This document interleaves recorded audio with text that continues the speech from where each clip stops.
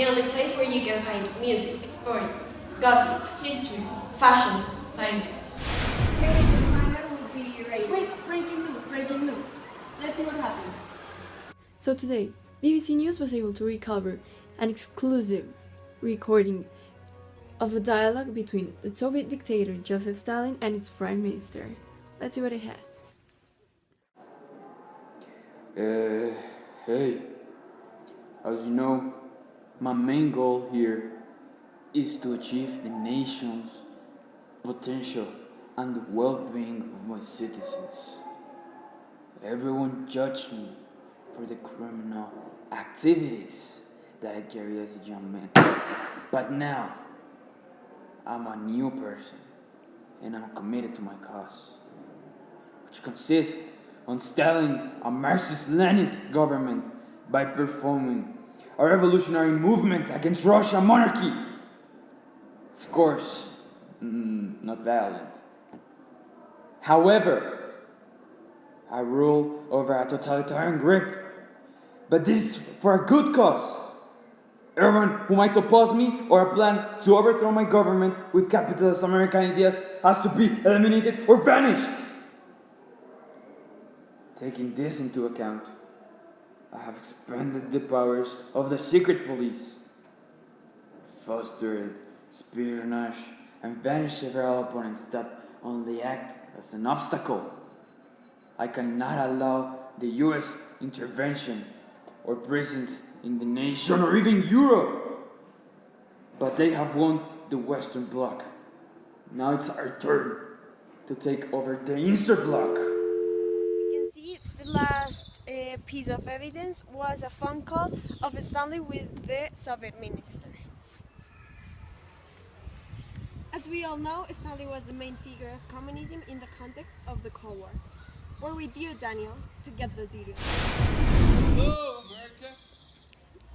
I'm here with you, Daniel Garcia.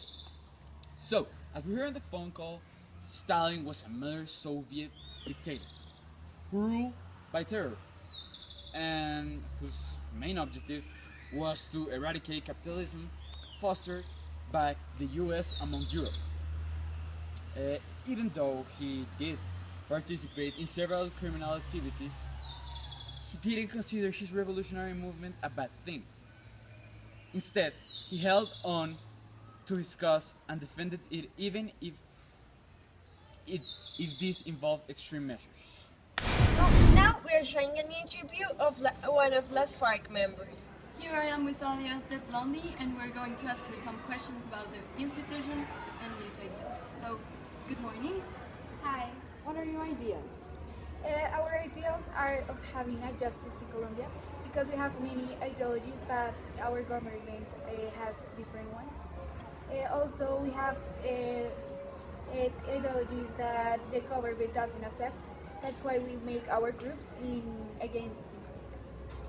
We're going to accomplish this one? Yes, our idea is to have a peace treatment in which we have justice and equal ideologies for the same government and for us. Our group's ideas is to have fairness and equality and justice. That is the most important thing.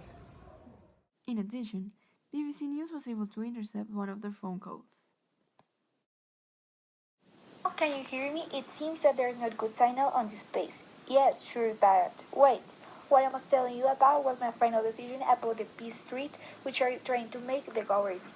I have been thinking of pressuring Santos government to have justice and equality in our group. Yes, I know that this treaty is so complicated, but if they don't want to help us, we must act in a violent way to pressure them and to show them what we could do in order to obtain our objective. Yes, I know it, but we must make an assembly to establish what we are going to do, to talk to Santos and to know what his proposals are. With this, we can maybe arrive to a treaty, the one we have waiting for. Yes, I know this team is so complicated. Maybe we could talk it later. Yes. In this context, what specifically are Les FARC? Well, let me tell you. We know that Les FARC claim to be an army of peasants, Marxists, Leninists, with a political platform of agrarianism and anti-imperialism. It is also considered a guerrilla movement involved in the continuing Colombian armed conflict. This group was established in 1964 as a military wing of the Colombian Communist Party during the ongoing conflict of the bipartisanship within the country. Their ideologies support Marxism-Leninism, Bolivarianism, revolutionary socialism, left-wing nationalism, and Fosse theory. That's all.